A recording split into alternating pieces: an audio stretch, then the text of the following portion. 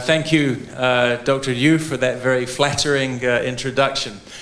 First of all, let me say, while I've done a lot of research, I'm not a scholar as such. So what I'm going to talk about is not scholarly research in the narrow sense. My background is in journalism and publishing. So my remarks are going to present a rather broad picture or concept of the role of vision and principles in the life of a nation, and particularly relating that to Korea and the idea of Hongik Ingan. I will say that my wife is both Korean and a scholar and teaches a course at Georgetown University in Washington on Korean thought and religion. So I've learned a great deal from her. I've learned even more from Dr. Moon. I work closely with him on research in preparation for his book, The Korean Dream. And in the course of that, I learned a great deal about the importance of a vision and principles in the life of a nation, and how Hongik Ingan serves that role in Korea.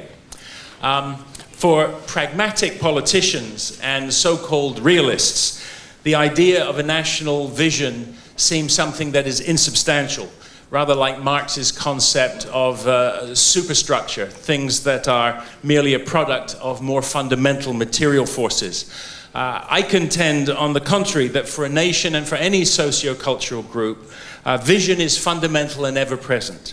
It's like a guiding DNA. At times of peace and little challenge, there's often little discussion of vision. It operates at a subconscious level. But at times of transformative change, a strong sense of national vision and purpose is necessary for a country to successfully navigate the future. This idea was strongly expressed by Dr. Henry Kissinger, who's usually thought of as an arch realist, in a speech to the Asan Institute in 2010, where he said that questions about world order, that in considering them, the issue always comes down to, does there exist a vision of the future? And does there exist the ability and commitment to achieve it? Societies cannot simply live by consuming what they have already done. In today's world, so many changes are taking place simultaneously that only those societies that can develop a vision for the future are going to be able to handle them.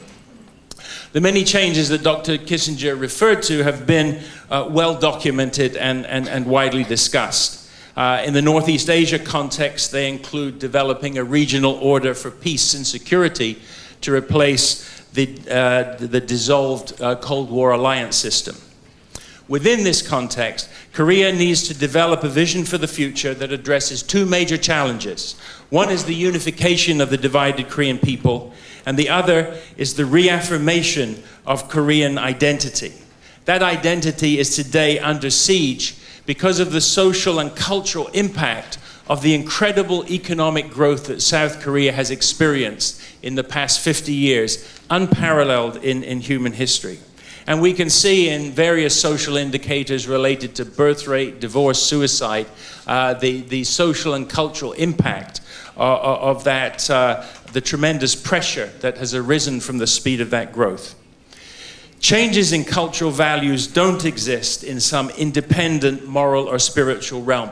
They have practical consequences. So a growing number of old people in Korea are living and dying alone.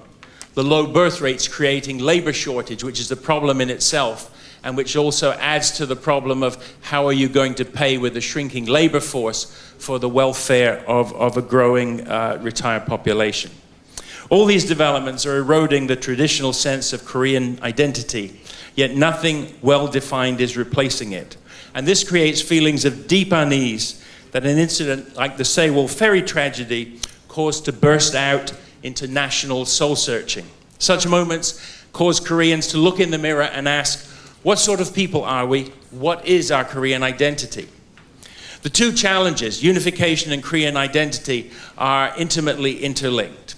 Once we understand that unification is not just a matter of politics and economics, but is the coming together of a separated people, then it becomes clear that a strong sense of Korean identity is an essential component for unification to take place.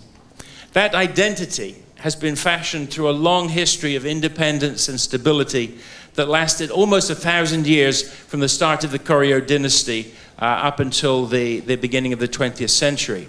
And together with it was a strong unity and resistance to the periodic invasions that Korea faced.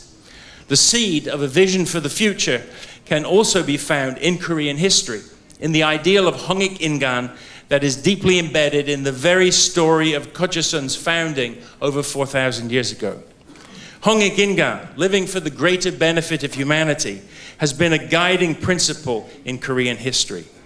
Together with its related ideas, Hongik Ingan is an expression of universal principles that is remarkable for the early origin of its global perspective.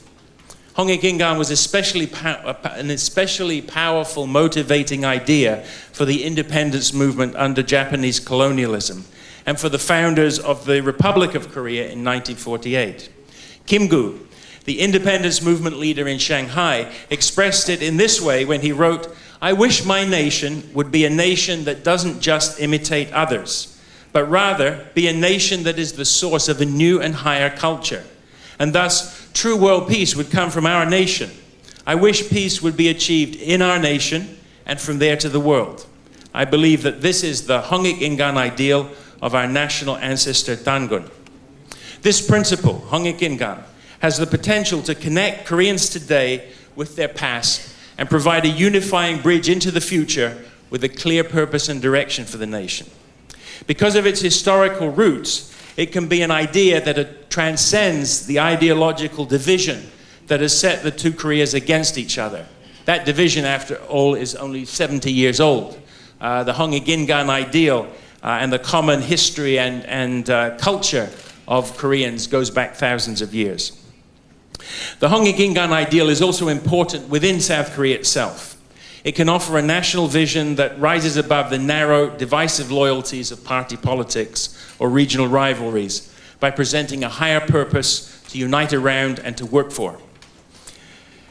After Korea was liberated from Japanese colonialism 70 years ago, there was very little time to reflect upon issues of Korean identity and the type of nation Korea should become.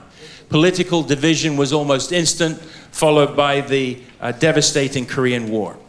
In the subsequent period, South Korea built itself up to resist any further attacks from the North and to develop itself economically. Because economy was a focus, again, there was little time for reflection about questions of identity and national vision beyond creating a strong economy. Now, today, is the time for serious reflection on these issues when growth is no longer an end in itself, but is raising serious questions among South Koreans about what it has cost. One issue that must be addressed as Korea goes forward, and if Hongik Ingan is to serve as a central principle for national vision, is history education in high schools and colleges. I hear from Korean educators that young Koreans are woefully ignorant of their history, and this has all sorts of complicated reasons, lack of agreement on a curriculum and so forth, and that it's not compulsory. But for any nation, I mean, in the United States, there are serious debates over what should be in the history curriculum, political debates. But everybody agrees that young Americans should learn American history. Young Koreans need to learn their own history. Let me conclude with one further thought, an idea. Perhaps the greatest threat to peace and prosperity in the world today is identity-based conflict. Such conflicts have sprung up globally in the wake of the Cold War, and particularly threatening are those that are fueled by extreme religious ideologies which recognize no political boundaries and give their form of moral sanction to violence. Ultimately, the antidote to such groups must be a transcendent vision of humanity as one family united under a common roof of universal principles and values that are shared by all the great spiritual and ethical traditions. That vision, in turn, must give rise to a global ethic, which is not just a matter of discussion among theologians and philosophers, but is expressed in the moral practice of families, communities, societies, and nations, and in relations between nations.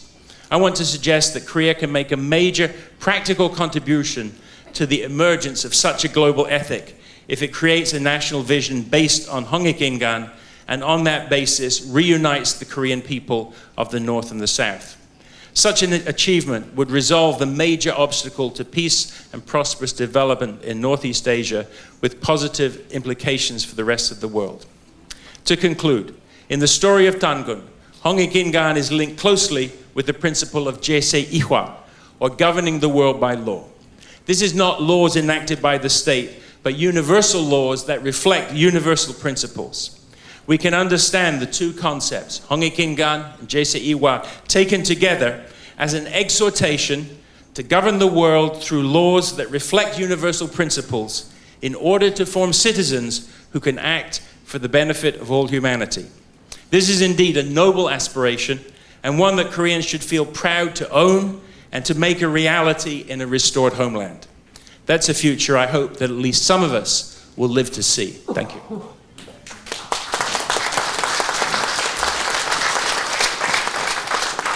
Thank you very much, Michael, for making very important points about very important concept.